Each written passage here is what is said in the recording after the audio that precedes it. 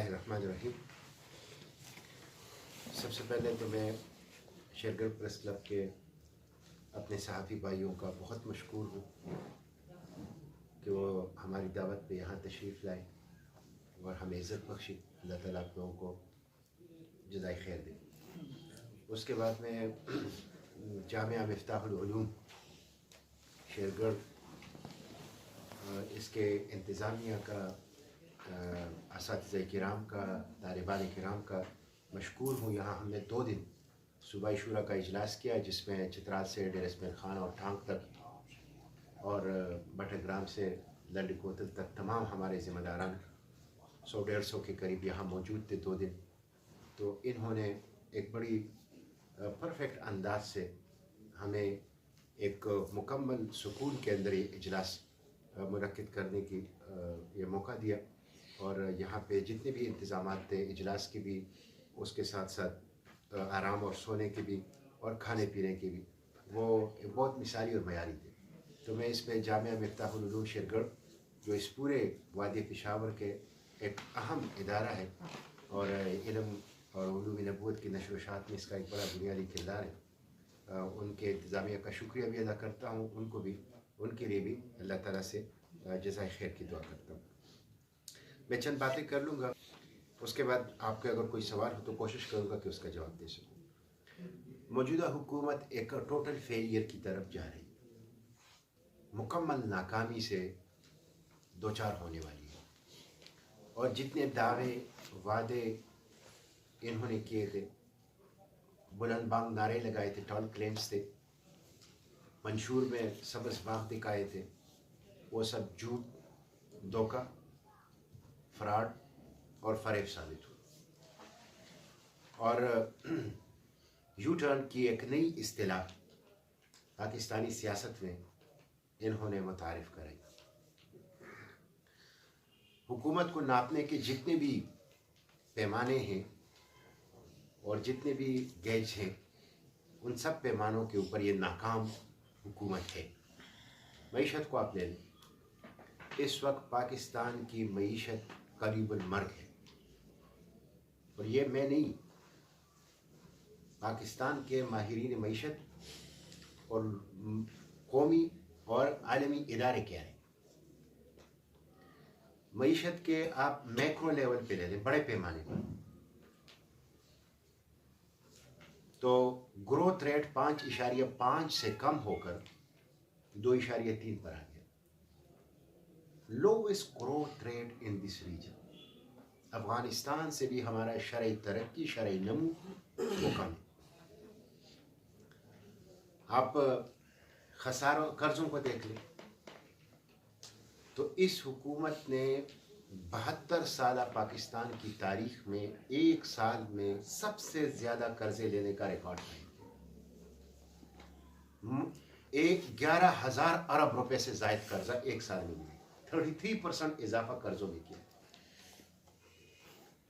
اس کے ساتھ ساتھ آپ ایف بی آر کی شارٹ فال کو لے لیں۔ اس وقت ایف بی آر جو ہیں وہ سینکڑوں ارب روپے شارٹ فال، سینکڑوں ارب روپے شارٹ فال۔ جب ایف بی آر اپنا ہدف پورا نہیں کرے گی تو ملک قرض لے گا۔ ٹریڈ ڈیفیسٹ، امپورٹ ایکسپورٹ کے اندر جو ہمارا تجارتی خسارہ ہے، ہمارے ایکسپورٹ کو کوئی اضافہ نہیں ہو رہا، اور ہمارے امپورٹ کو انہوں نے 10 ارب ڈالر تک کم کر لیا، جس کے نتیجے میں را میٹیریل، مشینری اور ملک کی ترقی کے پہیے کو گھمانے والی جو فیکٹرز ہیں وہ ختم ہو گئے، معیشت کا پہیہ رک گیا ہے۔ اسٹیٹ اون انٹرپرائزز 128 سرکاری ادارے ہیں، وابڈا، P T C L, railway, ان کا قرضہ بڑھ کے 1650 ارب روپے ہو گیا۔ اور حیرت ہے کہ آپ کہتے ہیں کہ کرپشن ختم کریں گے، تو کرپشن تو 18 مہینے سے نہیں ہے، تو پھر یہ 1650 ارب روپے کہاں پہنچے؟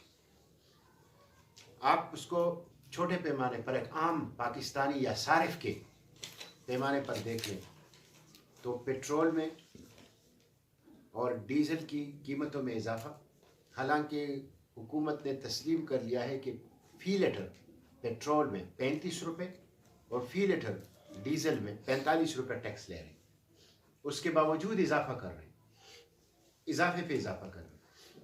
بجلی کے بلوں میں اس وقت ہم 8 قسم کے ٹیکس دے رہے ہیں۔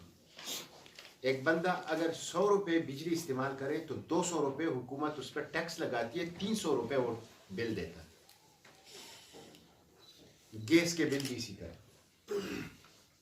عام صارف کو، ڈومیسٹک یوزر کو کمرشل بل بھیج رہے ہیں، لوگ پریشان ہیں۔ ایسنشلز جو ہیں، کچن آئٹمز، ضروریاتی زندگی، اشیاء خورد و نوش، اس کی قیمتوں میں بھی اضافہ۔ تو اس حکومت کی 18 ماہ میں 80 لاکھ لوگ غربت کے لکیر سے نیچے چلے گئے، بلو دا پاورٹی لائن۔ حالانکہ انہوں نے کہا ہم نے غربت کو ختم کر دیں، وہ غربت کو ترقی دے رہے ہیں۔ تیز رفتار ترقی غربت کے اندر ہو رہی ہے۔ تو معیشت کی وجہ سے عوام پریشان ہے، مہنگائی کا ایک سونامی پاکستان کے اوپر مسلط ہے، اور حقیقت میں اس حکومت نے عوام کی چیخیں نکالی اور نیا پاکستان کے بجائے ایک مہنگا پاکستان قوم کو دے دیا۔ مہنگا پاکستان، غربت والا پاکستان۔ تو یہ معیشت ہے۔ اسی طرح اس حکومت کی پارلیمانی کارکردگی ہے، 25 آرڈیننس لا چکا، 4 مہینوں سے سینٹ کا اجلاس نہیں ہوتا۔ یہ میرے خیال میں پاکستان میں پہلی مرتبہ ہوگا کہ سینٹ اپنا ایک سال میں 110 دن جو پارلیمانی ضرورت ہے وہ پورا نہیں کر پائے۔ قومی اسمبلی، سینٹ، پارلیمنٹ کو بائی پاس کر رہے ہیں اور کوئی لیجسلیشن نہیں ہو رہی۔ وزیر اعظم نے وعدہ کیا تھا وہ ہر ہفتے آ کے کوسچن آور میں بیٹھیں گے۔ وزیر اعظم صاحب پارلیمنٹ کا راستہ بھول گئے۔ اسی طرح فارن فرنٹ پہ، خارجہ محاذ پہ، آپ کوالالمپور سمٹ کو لے لیں، حکمرانوں کی اپنی نااہلی، نالائکی کی وجہ سے پاکستان کی سکی ہوئی، اور پاکستان کے وہ مخلص دوست قطر کی صورت میں، ترکی کی صورت میں، ملیشیا کی صورت میں، جو پاکستان کے ساتھ مالی تعاون بھی کرتے ہیں اور ہندوستان کے مقابلے میں کھل کر کھڑے ہیں پاکستان کے ساتھ کشمیر کے معاملے پہ، وہ بھی ناراض کر دیں۔ کوالالمپور سمٹ میں نہ جانا ایکسٹریملی بیڈ ڈپلومیسی ہے اور شرمناک اقدام تھا وزیر اعظم۔ اسی طرح کشمیر کا ایشو ہے، ٹیپو سلطان اپنے آپ کو کہتا ہے اور ایمبیسڈر کہتا ہے، لیکن یہ حکومت کشمیر کا سودا کر چکی ہے، اور گزشتہ 5 ماہ میں وہاں ایک جینوسائیڈ ہے، ایک ہولوکاسٹ ہے، ایک میسیکر ہے، وائلیشنز ہیں، ایٹراسٹیز ہیں، دنیا بھر کے لوگ کہہ رہے ہیں، ادارے کہہ رہے ہیں، اور ہماری حکمران بالکل چپ، یہ کشمیر کا سودا کر چکے ہیں۔ تو خارجہ محاذ پہ مکمل طور پر ناکام۔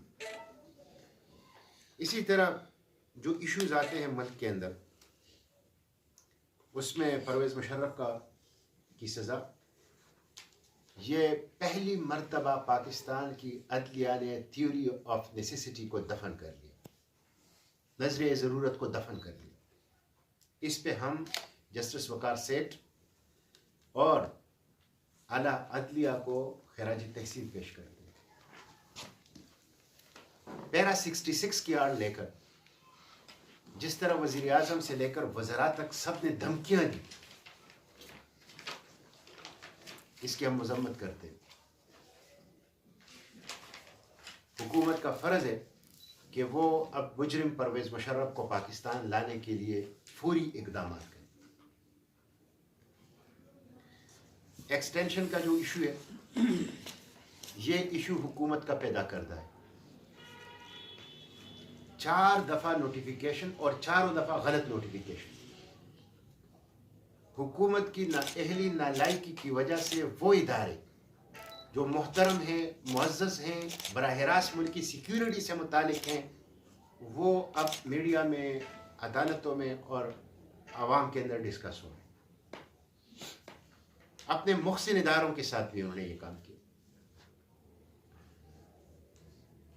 ایکسٹینشن کا جو مسئلہ ہے، حکومت جس ہیسٹ میں، جس باغ دوڑ میں اور جس ہیپ ہیزرڈ انداز سے اس کو کر رہی ہے، مجھے ڈر ہے کہ نوٹیفیکیشن کی طرح یہ بھی غلط ہوگا اور یہ بھی عدالت کے اندر چیلنج ہونے کی صورت میں اس دفعہ یہ پارلیمنٹ کی بھی سبکی کرائیں گے.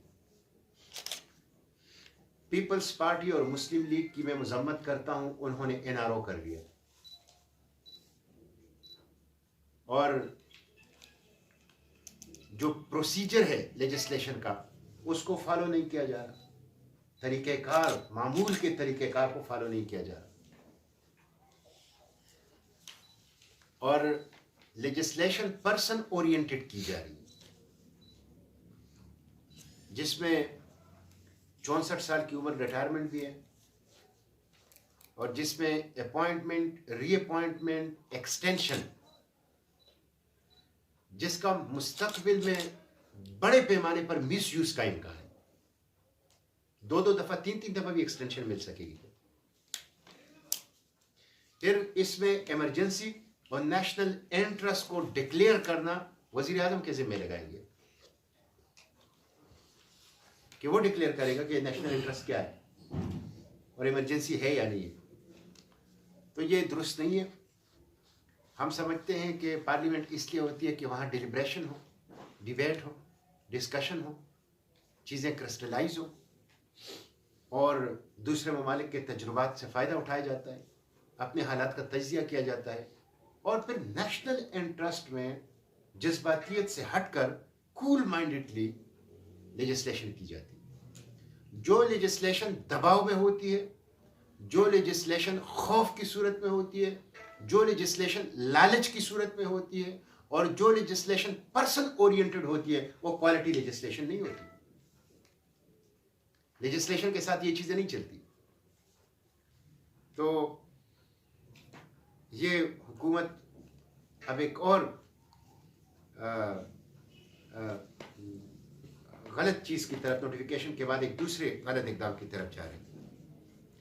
جو امینڈمنٹ بل آیا ہے ترمیمی نیب آرڈیننس کا،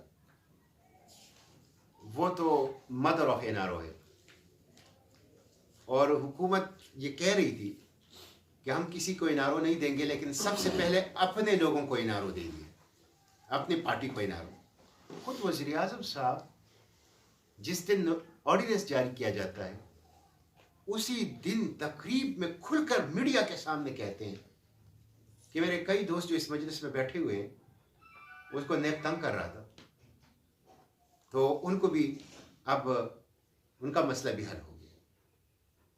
یعنی ایک غلط کام کرنا، پھر اس کو ایکسپریس کرنا، پھر ڈٹائی سے اس کے اوپر کھڑا. تو PTI نے PTI کو NRO دے دیا. اس لیے میں اس کی مذمت کرتا ہوں اور ہم بھرپور طریقے سے نیب ترمیمی آرڈیننس کی مخالفت کریں گے. بیوروکریسی کو نکال دیا، کارخانہ داروں کو نکال دیا. فوج کا آلریڈی اپنا ایک نظام ہے اکاؤنٹیبلٹی کا، وہ تو اس کے تحت آتے نہیں ہیں. کانسٹیٹیوشن آف پاکستان کے تحت جوڈیشری بھی اس سے استثناء ہے. تو صرف سیاستدان رہ گئے اور سیاستدانوں میں صرف اپوزیشن. جو صوبائی حکومت ہے، پاکستان کی تاریخ میں اتنی بڑی پارلیمانی اسٹرینتھ کے ساتھ کم ہی حکومتیں آئی ہیں جو اس وقت PTI کی صوبائی حکومت ہے، اور اتنی بڑی پارلیمانی اسٹرینتھ کے ساتھ اتنی بڑی نااہلی اور نالائکی بھی. جیسے یہ صوبہ وزیر اعلیٰ وجود ہی نہیں رکھتا، ان کی کوئی ریٹ ہی نہیں ہے, حالات کے اوپر ان کی گرفت اور کنٹرول ہی نہیں ہے. اور اس کا اندازہ آپ اس سے لگا لیں کہ ایک ہی پارٹی کی حکومت ہے وفاق میں اور صوبے میں, لیکن ان کو بجلی کا خالص منافع نہیں مل رہا, ان کو گیس اور پیٹرولیم کی رائلٹی نہیں مل رہی, ان کو اضافی پانی کا معاوضہ نہیں مل رہا, اور یہ این ایف سی کا ایوارڈ نہیں دلوا سکتے جس میں صوبوں کو صوبائی حقوق کو پر موجودہ پی ٹی آئی کی حکومت کمپرومائز کر چکی ہے, صوبے کے حقوق اسلام آباد کو فروغ کر چکی ہے. اس لیے یہ صوبائی حقوق پر سودا بازی کرنے والی حکومت ہے پروونشل گورنمنٹ. اور اب تو انہوں نے تعلیمی ایمرجنسی بھی نافذ کر دیا, اور اس تعلیمی ایمرجنسی کا مظہر صوبائی وزیر تعلیمی ایمرجنسی نافذ کرتے ہوئے انہوں نے وزیر تعلیم کو مقرر کیا جو پوری 10 جماعتیں پڑھا ہے, کوئی چھوٹی بات نہیں ہے, پوری 10 جماعتیں پڑھا ہے. اور سچی بات یہ ہے کہ وہ جو کہا جاتا ہے کہ ہمیں تعلیم کے لیے وزیر نہیں چاہیے, وزیر کے لیے تعلیم چاہیے, تو پی ٹی آئی نے یہ درست ثابت کر دیا کہ اس صوبے میں تعلیم کے لیے وزیر نہیں چاہیے بلکہ وزیر کے لیے تعلیم چاہیے.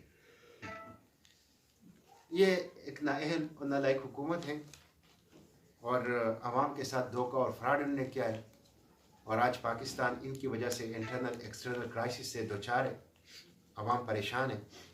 انشاءاللہ جماعت اسلامی نے آج منصوبہ بنایا ہے 2020 کا, اور ہم ایک بڑی عوامی تحریک کا ہم نے اس میں فیصلہ کیا ہے.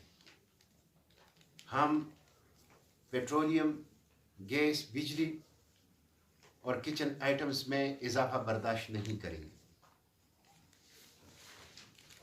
ہم این ایف سی, بجلی کے خالص منافع, پیٹرولیم اور گیس رائلٹی اور صوبے کے حقوق کے اوپر صوبائی حکومت کی غداری کو برداشت نہیں کریں گے, صوبائی حکومت کی سودا بازی کو برداشت نہیں کریں گے. ہم صوبہ مرکزی پی ٹی آئی کے مرکزی حکومت کے ہاتھوں کشمیر کا سودا نہیں ہونے دیں گے. ہم عوام کا پرچم لے کر, پاکستان کا پرچم لے کر اس حکومت کے عوام دشمن, پاکستان دشمن اقدامات کے خلاف سڑکوں پر آئیں گے. ایک بڑی عوامی تحریک کا ہم نے اس میں فیصلہ کیا ہے, اور انشاءاللہ ہم اس کی پہلے مرحلے میں پلاننگ کریں گے, اور پھر سڑکوں پر تحصیلوں کی سطح پہ, ضلع کی سطح پہ, صوبے کی سطح پہ اور مرکز کی سطح پہ بڑے بڑے پروگرامات ہوں گے, اور اس حکومت کو انشاءاللہ گھر بھیجیں گے. فروری کے اندر موسم بھی ذرا بہتر ہو جائے گا, ہم فروری سے اپنی اس کیمپین کو اور اسے مارچ اپریل تک پیک پر لے جائیں گے. دیکھیں, ہم اپوزیشن کی جتنے بھی جدوجہد ہے حکومت کے خلاف اس کو قدر کی نگاہ سے دیکھتے ہیں, لیکن ہم اپوزیشن پر اعتماد نہیں کرتے. یہ صورتحال آپ لوگوں نے دیکھی جو ابھی لیجسلیشن ہو رہی ہے, تو اس لیے ہم جماعت کے پلیٹ فارم سے, جماعت کے جھنڈے تلے, جماعت کے سٹیج سے اپنی عوامی, سیاسی, احتجاجی, انتخابی جدوجہد کو آگے بڑھائیں گے. ہم جو مولانا فضل الرحمان صاحب کے آزادی مارچ کے ساتھ اپوزیشن نے جو دھوکہ کیا اور فراڈ کیا, اور بھول نہ جانا پھر پپا استعفیٰ لے کر گھر آنا, جو نعرہ ان کو دیا اور پھر ان کو دیوار پہ چڑھا کے سیڑھی بھگا کے لے گئے, تو اس کو ہم سمجھتے تھے کہ یہ اپوزیشن قابل اعتبار نہیں ہے. اس لیے آج ان کی تحریک اپنے مقاصد حاصل نہیں کر سکی. ہم اسی بنیاد پر اپنے پلیٹ فارم پر اور اپنے سٹیج سے اور اپنی قوتی بازو اور زور بازو سے انشاءاللہ اس تحریک کو اٹھائیں گے اور اسے منطقی انجام تک پہنچائیں گے. معیشت کے بارے میں سب سے پہلے میں نے گفتگو معیشت کے بارے میں کی, اور معیشت پہ بڑے لمبے پیمانے پر بھی اور عام پاکستانی اور صارف کے لحاظ سے بھی میں نے بات کی کہ کس طرح تکلیفوں میں ہیں. بجلی, گیس, پیٹرول, ڈیزل, اسی طرح ادویات, اسی طرح ایسنشیل جو ہیں اس میں عوام تکلیف میں ہے اور ایک سونامی ہے. تو اس کی بات کر رہے ہیں. اور جو تحریک ہم چلائیں گے اس میں پوائنٹ نمبر 1 اور پرائرٹی نمبر 1 اور نقطہ نمبر 1 جو ہے وہ مہنگائی ہوگی, اور دوسرے نمبر بے روزگاری, اور اس کے بعد حکومت کی دوسری پالیسیاں. تو ایک چیز تو ہے. دوسرا ہے کہ ہم جس حالت میں یہ لیجسلیشن آئی ہے چیف آف آرمی اسٹاف کے تقرر کے حوالے سے, اس کی ہم مخالفت کر رہے ہیں. اور اس کی مخالفت ڈیفنس کمیٹی میں, جو جوائنٹ ڈیفنس کمیٹی ہوئی سینٹ اور قومی اسمبلی کی, میں اس میں واحد بندہ تھا, واحد ممبر تھا اس کمیٹی کا. اور یہ فروغ نسیم وفاقی وزیر قانون نے خود پریس بریفنگ میں تسلیم کر لیا کہ صرف انہوں نے مخالفت کی. میں نے مخالفت کی, اور اس بل کے جو انہوں نے انٹروڈیوس کیا ہے 7 مقامات پر میں نے ان کے کلازز اور سب کلازز پہ میں نے تنقید کی, میں نے اس کے مخالفت کی, اور میں نے کہا کہ اس کی میں حمایت نہیں کر سکتا. تو ہم نے تو ڈیفنس کمیٹی جہاں یہ پیش ہوا ہے جوائنٹ ڈیفنس کمیٹی میں, سب سے پہلی مخالفت جو ہے میں نے کی, اور خود حکومت اس پہ گواہ ہے. ہم یہ سمجھتے ہیں کہ اس حالت میں ہم لیجسلیشن کے حق میں, اس لیے کہ یہ وظیفہ ہے پارلیمنٹ کا کہ وہ قانون سازی کرے گا, یہ ڈیوٹی ہے, فریضہ ہے پارلیمنٹ کہ وہ قانون سازی کرے گا. اور یہ لیجسلیشن اس لیے ضروری ہے کہ سپریم کورٹ آف پاکستان نے اس کو پارلیمنٹ کی طرف بھیجا ہے. لیکن اس حالت کی لیجسلیشن جو اس فارم میں ہے, جس میں اپوائنٹمنٹ, ری اپوائنٹمنٹ اور ایکسٹینشن کا اختیار وہ انتظامیہ کو دیا جا رہا ہے, یہ ادارے کے لیے بھی درست نہیں ہے, سیاست کے لیے بھی درست نہیں ہے, مجموعی طور پر قومی مفاد میں بھی ہم اس کو نہیں سمجھتے, اس لیے ہم اس کے مخالف ہیں. پروپیگنڈا یا الزام تو ہر ایک اپنا لگاتا ہے, لیکن میں آپ کو دلیل سے یہ بات کر دوں کہ سینٹ چیئرمین کا انتخاب کا موقع آیا جو نو کانفیڈنس تھی, اور اس میں اپوزیشن نے اپنے 14 سینیٹرز اٹھا کے حکومت کے جولی میں ڈال دیے اور اپنی ہی نو کانفیڈنس کو ناکام بنا دیا. اس وقت جماعت اسلامی حکومت کے خلاف تھی, اپوزیشن کے ووٹوں سے حکومت نو کانفیڈنس سے بچ گئی, لیکن جماعت نہیں. پھر فاٹا کا الیکشن ہم نے اپنی حیثیت سے لڑا.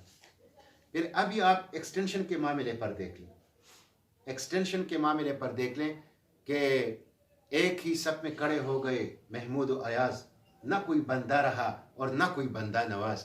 اس گھٹن کے ماحول میں اگر اصولی سیاست کی کوئی بات کرتا ہے, سویلین سپریمیسی کی کوئی بات کرتا ہے, کانسٹیٹیوشنلزم کی کوئی بات کرتا ہے, پارلیمنٹ کی ساورنٹی کی کوئی بات کرتا ہے, وہ جماعت اسلامی پاکستان. تو جو لوگ ہمیں اسٹیبلشمنٹ کی بی ٹیم کا الزام لگاتے ہیں, وہ خود اسٹیبلشمنٹ کی اے ٹیم.